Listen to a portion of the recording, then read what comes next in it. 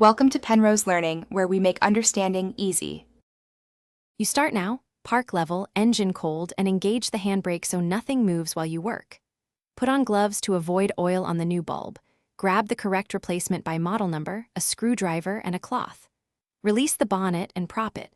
Find the headlight housing. On some Swifts you access from above, on others through the inner wheel arch.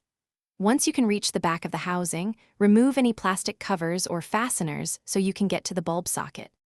You now remove the bulb. If space is cramped, disconnect the battery negative to prevent sparks.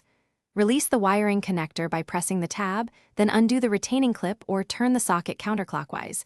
Each Swift can differ slightly, so feel for the release. Pull the bulb straight out without rocking. Note orientation. Compare the old bulb to the new one to ensure match. Make sure not to touch the new bulb glass. Skin oils shorten life, so handle it with the cloth or gloves.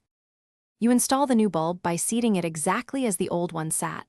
Align tabs, insert straight, and secure the clip or twist the socket until it locks. This prevents moisture ingress.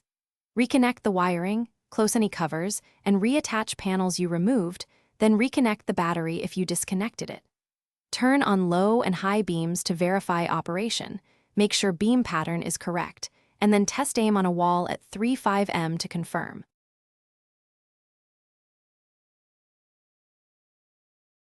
Thanks for watching. If this was helpful, leave a like and consider subscribing. See you next time.